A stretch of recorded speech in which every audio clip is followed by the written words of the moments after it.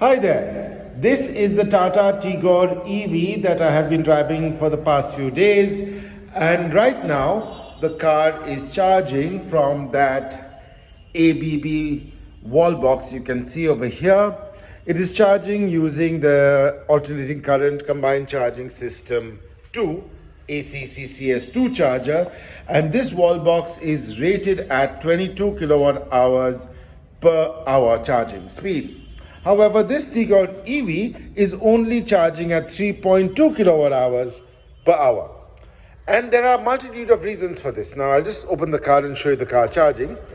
So it's got about 58% of charge. We're down to about 25% when I started charging.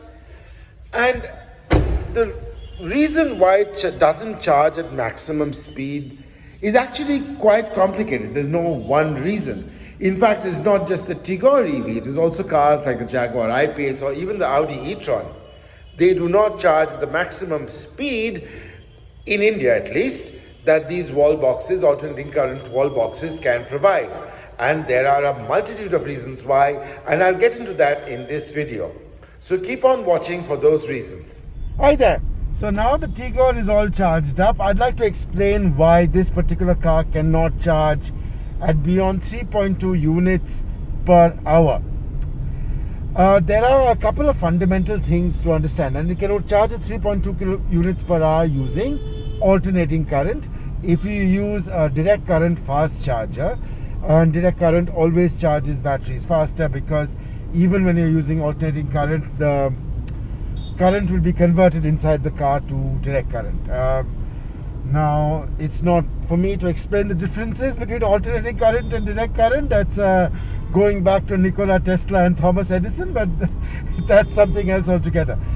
Now, the constraints upon charging speeds are because of the physical aspects of a battery, and there are two major physical aspects to remember over here. First is the battery chemistry.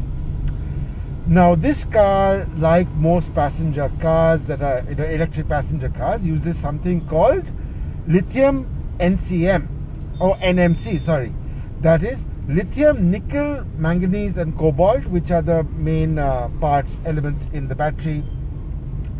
And the reason passenger cars use NMC is because NMC is not only very energy dense, it also has a fast charging rate using alternating current, as well as a fast discharging rate. Now, the discharging rate is something you have to remember. You know, when I want some speed, how quickly can a battery discharge power? The other competing chemistry is something called lithium ferrophosphate or LFP batteries. Those have issues such as battery memory. If you remember the early mobile phones such as the Nokia 3310, lithium batteries of that era used to have something called memory. You couldn't charge it fully every time. I mean, all sorts of issues. LFP batteries have that problem, but LFP is a lot cheaper than NMC battery. So that is why it is more popular on buses and on commercial vehicles that have been electrified. It has both batteries have their advantages and disadvantages, but NMC can be charged faster. So then you're asking, why is this car not charging fast at all? Well, the second constraint over there is battery size.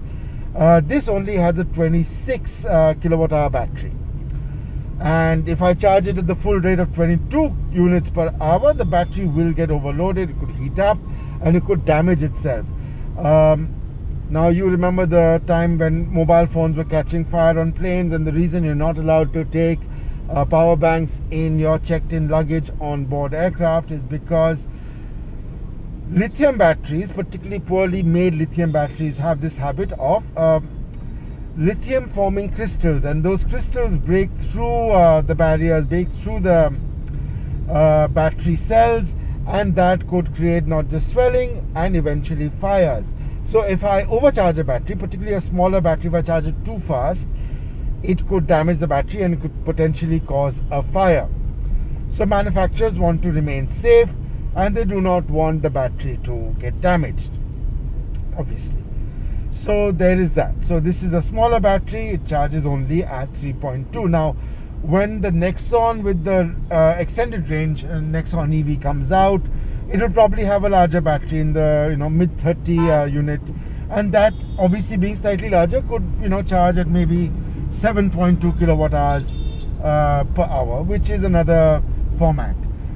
Now that said, the charger I'm using, which is a ABB charger that's been branded Audi e-tron, even charges Audi e-tron, which has almost 90 kilowatt hour battery, at only 10 kilowatt hours, 10 units per hour. Even though the same wall box in the United States or in Europe would be charging that Audi at full speed of 22 units per hour. Why is that the case? Why are you restricting speed? Well, while I live in Delhi, and the folks like you who live in Mumbai or Kolkata, Bangalore, we are used to getting good power, clean power. Now, if you remember a time not that long ago, maybe even 15 years ago, if you had an air conditioner or a television or a fridge, you used to have it hooked up to a voltage stabilizer because voltages kept on fluctuating. And that is still a case now. While gadgets have become better and you have stabilizers built into gadgets nowadays, unclean power is still a problem in many parts of the country. And speaking to friends of mine in the auto journalism fraternity who have taken electric vehicles like this, or like the Audi e-tron or the Jaguar I-Pace or the Mercedes-Benz EQC, out into the sticks, so to speak, have found getting good, clean 220 to 240 volt power at 60 hertz, three-phase power at 60 hertz to be a problem. As a result, the cars don't charge well. So one reason for capping charging speeds in India is because you don't get a very steady supply of power. That is not to say that the supply of power has not improved in the last 5 to 6 years. Not only have we improved the quality of electricity that we are getting, I mean, how many of you buy stabilizers for your air conditioners anymore if you live in Delhi or Mumbai? But of course, that is a problem. Now we'll get to another issue, and this is, I think, the most pertinent issue. It's something that the electricity supply companies and the government will have to address going forward. That is, I live in a residential area and I pay residential rates for electricity. Now, charging my car is perfectly legitimate right now. Of course, the electricity supply companies might have something to say about that in a couple of years' time. They might ask you to take separate connections. And the reason they might ask you to take separate connections is that my house connection is, I have a sanctioned load of 12 kilowatts. So, I can run, when I'm running, even if I'm running 4 ACs, I can easily run that at 12 kilowatts. If I'm running, a fridge, TVs, gadgets are today much more economical than they ever have been. But if I increase my sanctioned load to 22, 25 kilowatts, I'll have to pay commercial rates. And if I pay commercial rates, my electricity bill, without using any more power, can go up 50, 60, 70%. And because I won't get the, slightly subsidized or cheaper rates of power at the base starting.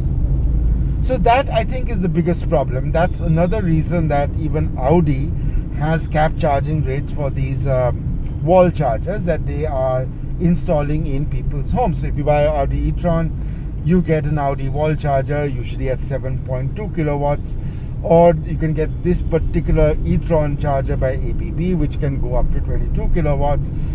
And these chargers are actually designed more for commercial areas, such as a petrol pump, where you buy commercial power and can charge cars at 22 kilowatts. I firmly believe that these chargers being smart chargers and EVs essentially being smart cars, because they've got a lot of software running the battery and power management system, you'll get to a point where the car will know where it is being charged. Now, if I was to go to the Tata Power charging facility at an Indian oil pump right here, it will know that it can go at maximum speed or at a slightly higher speed than my home connection. Which is, I think, going to be the case. You'll have differential charging rates for differential chargers. But that is why you cannot use the charger to its full capacity. Now, even though the charger is rated at 22 and it's capped, it's also the car itself that caps the speed. For example, this car, no matter what charger I have, caps it at 3.2. The e-tron or the EQC, Jaguar I-Pace or BMW iX all cap it at about 10 to 11 units per hour. And that is the fundamental issue over here, because they're being capped simply because nobody has commercial power at home. Because even if you're very rich, you don't want to pay commercial rates for a residential connection. So I feel eventually manufacturers will have to, or the electricity supply companies will have to give you a different connection for your car chargers. That said, this car has been very interesting. I've really enjoyed driving this car over the past week, and more about that later. But that is why your electricity, your charging speeds are being capped. Thank you so much for watching. I appreciate it. Please do like and subscribe if you learned something from this video. Really could appreciate it. Leave your comments. Would you buy an electric car if it was affordable like this Tigor EV? Thanks a ton.